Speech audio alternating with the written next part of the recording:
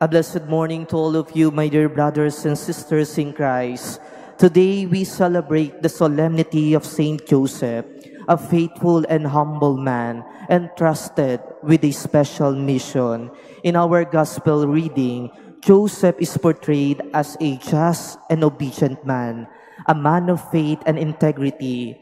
His mission, though often overlooked in the grand narrative of salvation, was integral to the unfolding of God's plan.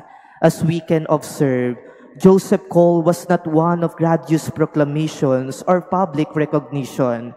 Joseph was not called to be a prophet, to invite the sinners to repent and believe in the gospel. He was not expected to be one of the apostles, where he sends from one place to another just to proclaim the word of God. His vocation was not to be a martyr, where he needs to die for his faith, but instead, his mission is to take care for Mary and Jesus, to protect them from harm, and to guide them with love. Maybe for some, this might be an easy task, a usual responsibility given to a father of a family. Pero ako na po ang nagsasabi sa inyo, mga kapatid, hindi po madali ang bagay na ito dahil ang aalagaan niya ay isang babae na malaki ang role para maisakatuparan ang plano ng Diyos na pagliligtas sa ating lahat. At gayon din yung sanggol na kanyang aalagaan ay ang siyang tunay na anak ng Diyos. At dahil hindi pangkaraniwan ang kanyang aalagaan at poprotektahan, di rin po pangkaraniwan ang mararanasan ni San Jose sa kanyang buhay. So I want you to imagine the trust God placed in Joseph, kung gaano pinagkatiwalaan ng Diyos si San Jose. He was asked to take Mary into his home, even though by all human standards, her pregnancy will have been a great scandal that could ruin the dignity of Mary or even stone her into death. Kaya nga ang unang naisip ni Jose ay hiwalayan si Maria ng tahimik para wala ng malaking gulo.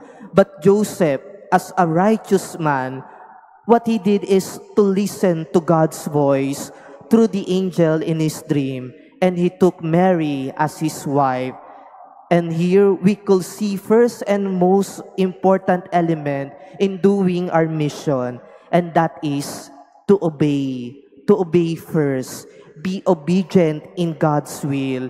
And that obedience to the Lord made Saint Joseph as a just man, where we can see that his faith did not waver, even when the circumstances were beyond his understanding.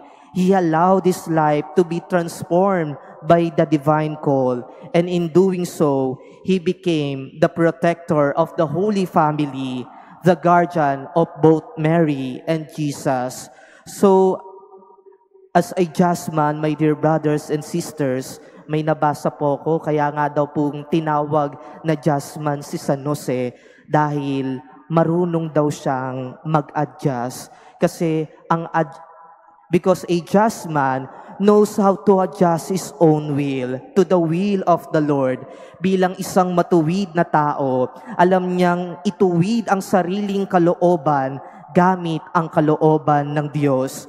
Yung tipong kahit na may desisyong nagawa na si San Jose at pinag-isipan niya pa itong mabuti, kung ito ay hindi naman gusto ng Diyos, handa niyang baguhin ito, masunod lang ang kalooban ng Diyos.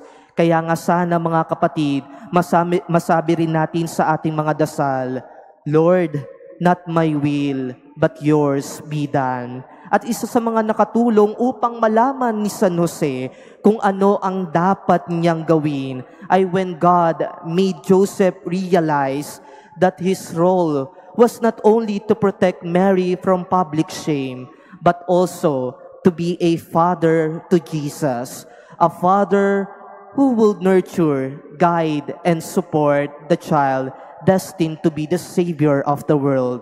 In our own lives, my dear brothers and sisters in Christ, Saint Joseph's example invites us to reflect on how we care for others, especially those entrusted to our care.